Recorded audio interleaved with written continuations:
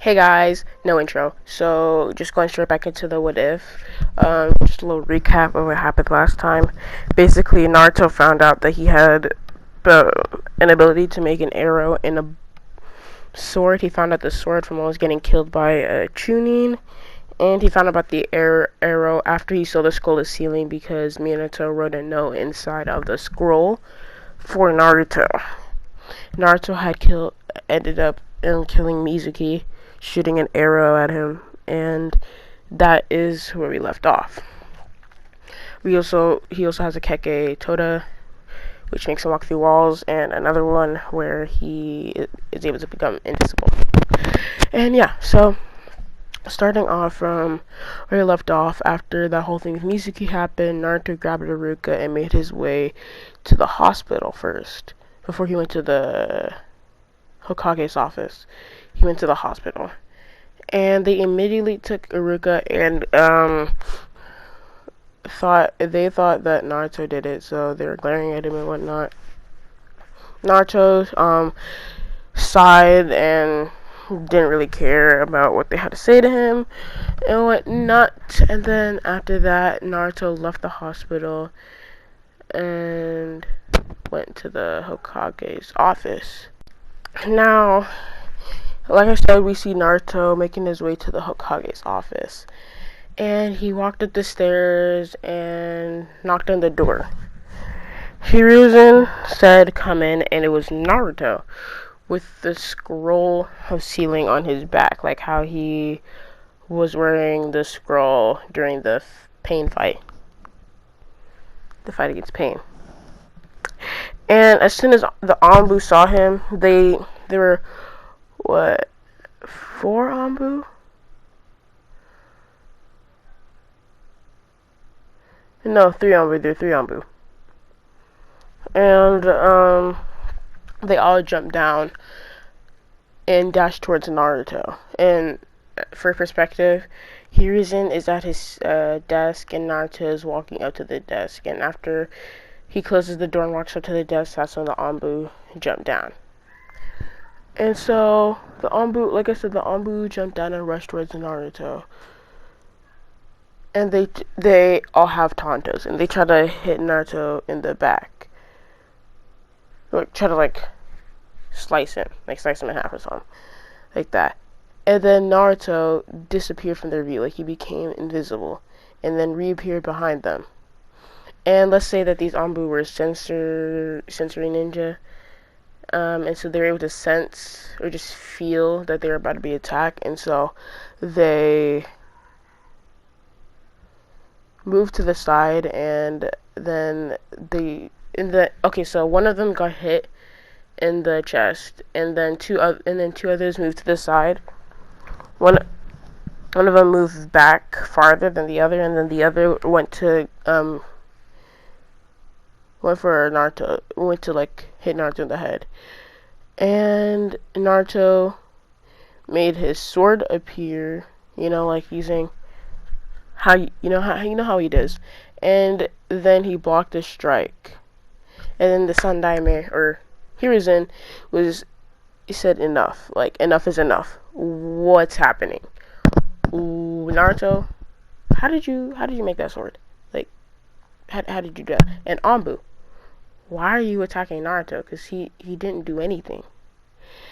And then the Anbu stood down and said he stole the scroll of sealing. And then Hiruzen said, but it's on his back. He didn't sell it or anything. Yes, it's bad that he took it, but he came back with it. The Anbu said, but he still took it. And the Hokage is like, yes, he took it, and so he will be punished for that, but the punishment is not death, because he did not betray the village, I think. And then the Anbu didn't have anything else to say, so they stood down, and then Naruto said, we need to talk, with a serious look in his face. And Hiruzen, knowing that it was serious, told the Anbu to leave and just wait outside. After doing that, After doing that, Naruto put up some seals that would stop him from opening the door just in case Anbu tried anything. And then he put up some silent seals, you know, so that they wouldn't be able to hear him, but since they were out, like, on the other side of the door. After this, Naruto answered Hiruzen question, like, it's one of my Kekkei Genkai. Hiruzen raised an eyebrow. One? How many do you have? I have 2 Kekkei Genkai. He's like, okay, what's the first one? And then, we're gonna say at this point, Naruto's, bracelet is, like, merged with his arm, so wherever both of them are, like, merged with his, like, wrist or something, so that nobody can see it, and, like, it's just part of him now, and now he can just create his sword whenever he needs to. And so, Naruto puts his hand out, and then the sword appears in his hand, and then he does a couple sword techniques and whatnot. He's not the best with the sword, and I'm gonna do something with that later. So, and then he's like, what's your other one? And then Naruto puts out his left hand, and then acts like he's pulling back an arrow, and then a bow appears.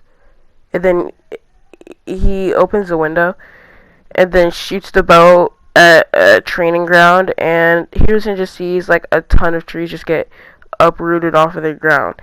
And he was just dumbfounded, because not only was Naruto precise with the bow, he also had a lot of power in it, and the chakra, which he thought was chakra, but it's actually Rietsu, is, like, really potent. And then, so, yeah, Naruto does all that, closes the window, and it's like, yeah. I also have what you may know as a Kekkei Toda. I don't know if it counts as 2 or 1 Kekkei Toda. I don't know. And then Hiruzen's jaw drops. Like, what? And then Naruto's like, yeah, throw a kunai at me. Hiruzen's like, why would I throw a kunai at you? And Naruto says, just do it. And then Hiruzen does it, and then the kunai just goes through Naruto and hits the door. Hiruzen is dumbfounded, like, what? How did, yeah. And he's like, I can also do this. And then he just disappears from sight. Hiruzen wasn't paying attention in the fight earlier, so he didn't notice that Naruto went invisible. He thought he just body flickered behind them. And whatnot. And so seeing this, Hiruzen's like, so you can go invisible, you can walk through walls, you can make a sword and a bow from thin air, and you're still in the academy? Naruto's like, yep, I also have other jutsu, but I would like to show them at the Chunin exams. Hiruzen nods, and then it's like, okay, so what did you want to talk about?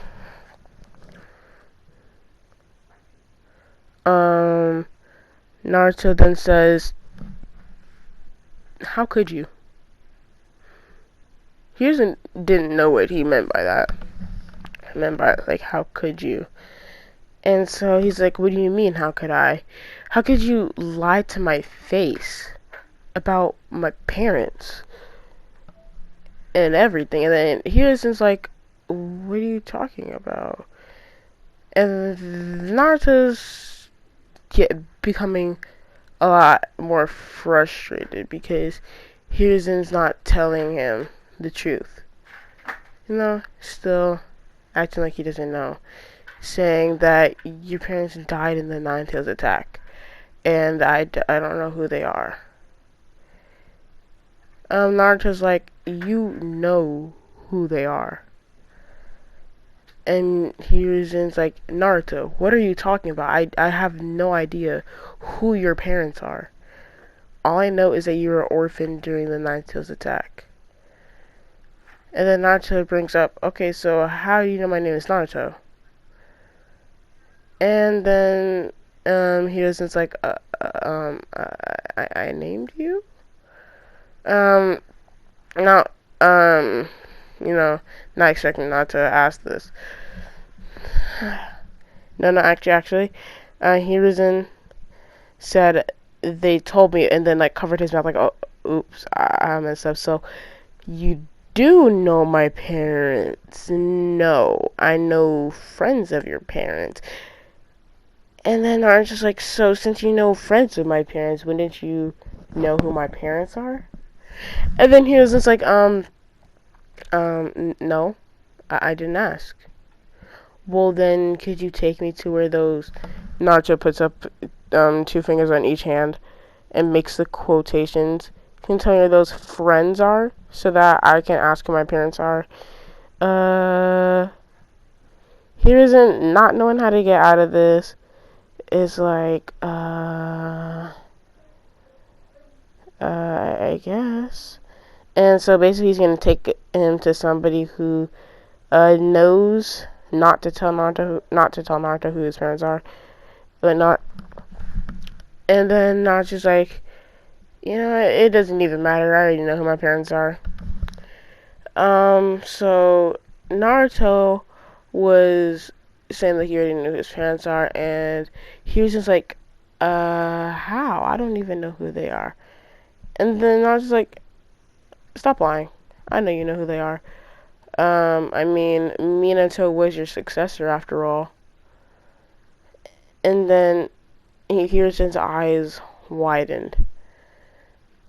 How did you, the skull is sealing? It had a note in there. Naruto showed him the note. And then what's it called? Naruto was like asking him why he didn't tell me. Out of everybody in this whole village, I had a right to know. I may not take his last name because I know he made enemies with Iwa, but I should at least know who my parents are and whatnot. Hiruzen feels quite disappointed in himself. Not telling the little kid who his parents were. And Naruto makes a good point. Like, I still understand in the anime, like, this is, like, actually me talking. I don't understand why Naruto didn't figure out who his parents were. Because I can understand not taking the Namikaze last name because of Iwa and whatnot. But, like, everything else, like, why wouldn't he know his parents? Like, it still just doesn't make any sense to me. Because man's, like, knowing your parents wouldn't, like, it wouldn't hurt you at all. And so that's just what I'm wondering, why he didn't know his parents. So I'm gonna say he knows his parents in this one right here, and stuff like that.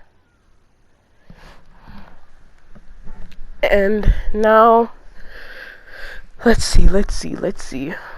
Hiruzen, it just doesn't know what to say.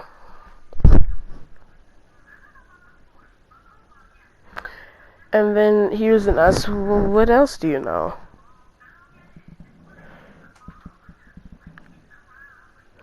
And Naruto's like, I know that the Nine Tails is inside of me.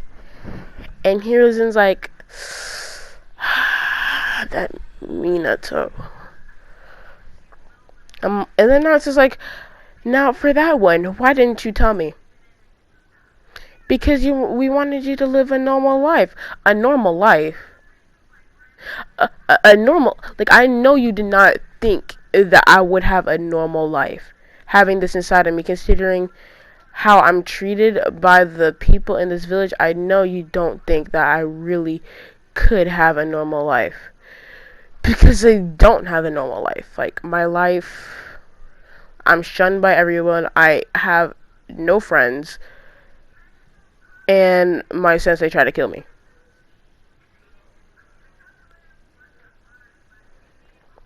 Hiruzen looked at Naruto and understood what he meant, but, like, I don't know.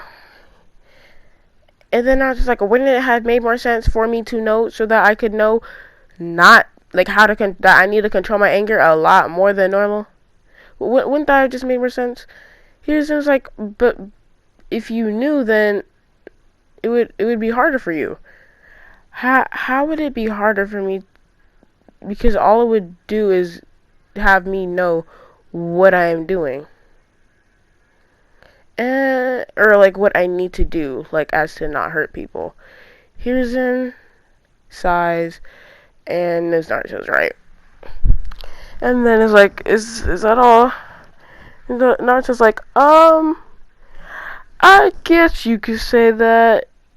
Hiruzen, not knowing what Naruto means, just goes with it and says, okay, well, see you tomorrow. And I think I'm gonna promote you to Chunin. No, cause yeah, he says he thinks he might promote Naruto to Chunin early.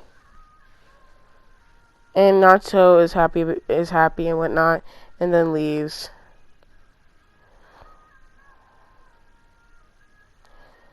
And the next day, Naruto goes home and whatnot.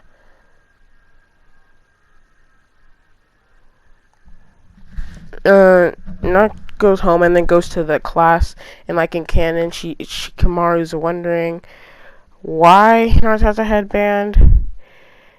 And Naruto said, because Iruka passed me, yesterday.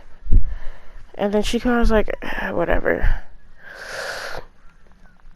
And walks away. And now we see Iruka calling out the teams. Team 8, I'm pretty sure Team 8 is Hinata, Shino, and Kiba. And Team 10, Shikamaru, Ino, Choji. Team 7, Kurumi, Sasuke, and Naruto. And then he gives the names for all the rest of the teams. I don't remember them. And then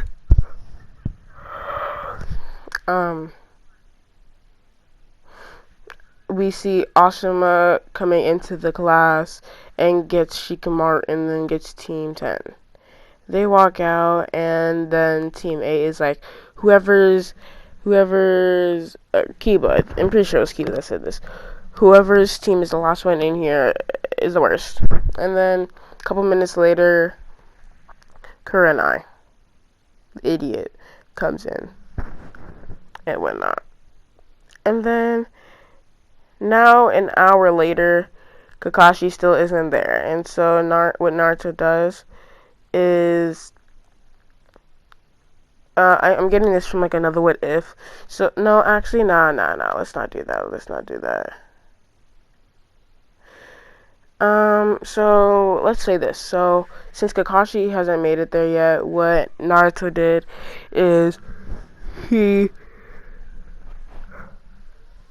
did the same thing that he did in canon, but after that he did that, he said, I'm gonna get in the roof. And then he walked up to the roof. And Sasuke and Kurumi nod. And whenever Naruto gets up there, it's peaceful and whatnot. He lays down in the shade and takes a nap. Another half an hour later, Kakashi walks in and the thing hits him in the head. He looks around and he sees two people and is like wondering, one, who did this, two, where's the other guy, and three, he's thinking, I don't like this group already. But that is going to change real quick. So Kurumi says our other teammate did that. 1, 2. Yeah. And just says that our other teammate did that. And Naruto, let's say, instead of saying that he's gonna go to the roof, he says he's gonna take a walk. They say that Naruto said that he's gonna take a walk and whatnot. And Kakashi's like, meet me on the roof. And then they walk up to the roof, open the door, and then they sit down. And Kakashi sees Naruto on the roof and is like, whatever. And asks them for their names, their likes, their dislikes, their hobbies, and stuff like that.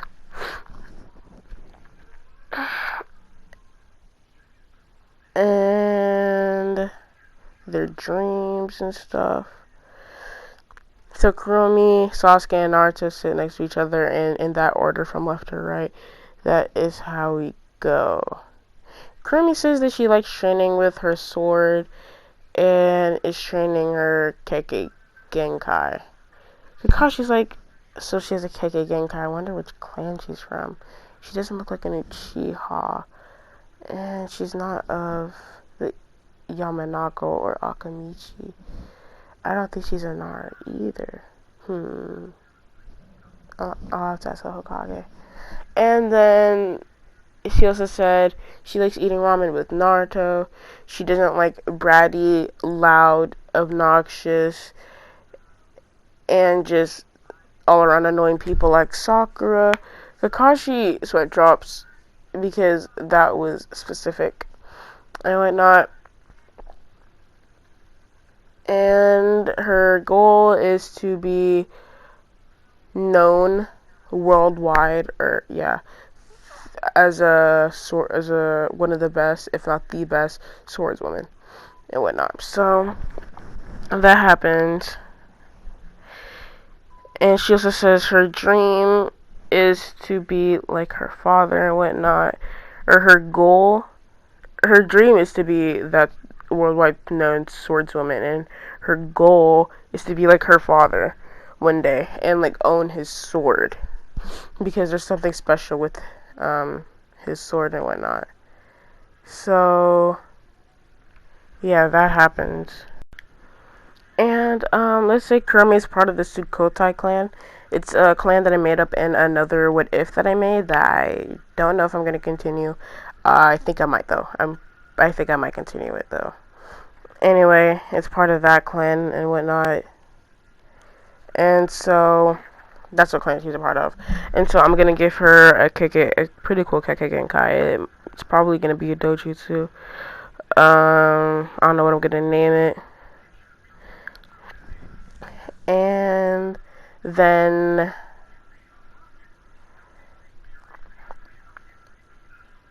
Sasuke is next, and oh my gosh, bro, where am I? Sasuke is next, and he's a bit more mellowed out in this one. He's not as I want to kill Itachi, and that's my only reason for living type stuff, bro. He's not that emo. He's emo, but he's not that emo. And so Naruto, well, Sasuke is like, bro, oh my goodness. He dislikes loud and he dislikes loud people or just annoying people in general, like Sakura. And his dream is to master the Sharingan, like how his ancestor Madara did. Kakashi flinched at that name and then continued on listening. He also said he wanted to be Itachi and find out why he did what he did. He likes eating tomatoes, dumplings, and ramen. Kakashi is wondering, does this man only like food and stuff like that? And now we move on to Naruto. Naruto says he likes eating ramen with Kuromi, practicing on how to get both of his Kekkei Toda to work together in sync, and figuring out what he could do with his Kekkei Genkai. Kakashi is beyond surprised, and is like, how does this kid have not only 2 Kekkei Genkai, but 2 Kekkei Toda? I guess technically, no, because technically his going invisible and stuff, no, because his moving through walls would be a Kekkei Mora. So Naruto says that he likes practicing with his Kekkei Mora, his Kekkei Toda, and his Kekkei Genkai. Kakashi is just like, what kind of students did I get? Because all 3 of them have a Kekkei Genkai. Kakashi nods dumbly and continues listening to people. Naruto says, I don't like loud people, annoying people, people that are too energetic, really way too stubborn people. And then he looks at Kakashi and says, "People who are always late." And then Kakashi's like, dang. And Naruto continued. He says his dream, the strongest shinobi, and to be called, or to be like Hiruzen, or his Gigi, and be called the god of shinobi. Kakashi is surprised, but likes his answers. Likes all their answers, because they're not, they are achievable, and they're not too, weird. So, that happens, and yeah. And then Kakashi says, so, my likes, you don't need to know. My dislikes, you don't need to know. Dreams, none of your business. And my name is Kakashi. And that's about it. At this retort or comment, they would all sweat drop.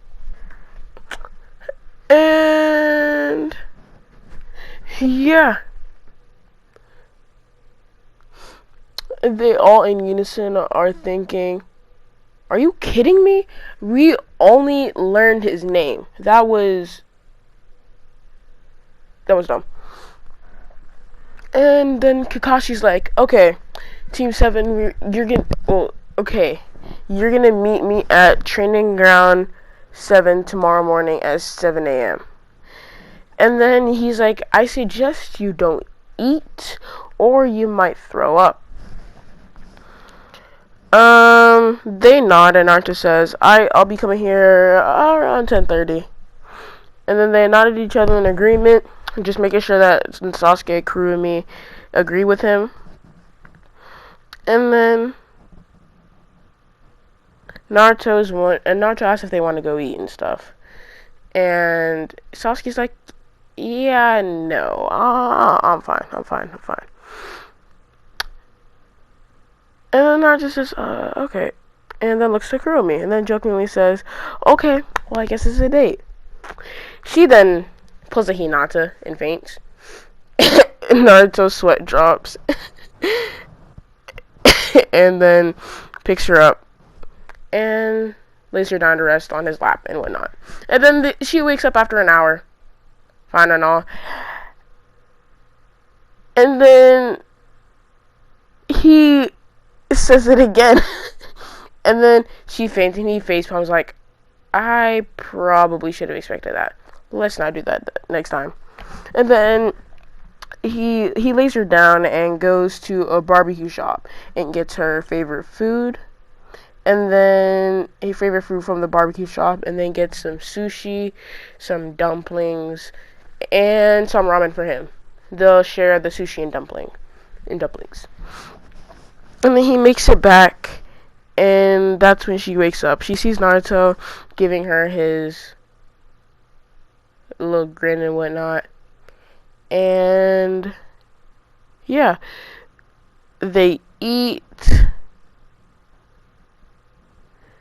and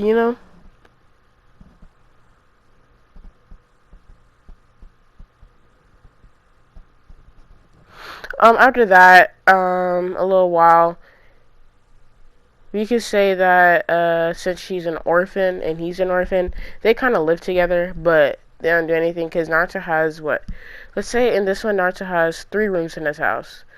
And so he has one for him, and then just 2 other guest rooms and whatnot. And yeah. He brings her to one of the guest rooms, puts her down, puts the covers over her and whatnot. She's still in the same clothes because he didn't want to change her clothes or anything. And then he goes, and then yeah, we see the rays of the sun hit both Kurumi and Naruto. Kurumi, wondering how she got to Naruto's house, is like, okay, I'll just take a shower or whatnot. And they woke up at 8:30, and now it's 9 o'clock. Naruto cooks food for the both of them, and then goes to Kurumi's room and opens the door, puts the food, and then puts her food down on the nightstand because there's one next to her on her left, on the left of the bed. And puts the food down and then sees that she's changing and is only in a bra and underwear. You know. And then he pulls a Jiraiya, but instead he faints and like he literally turns into a tomato and then faints.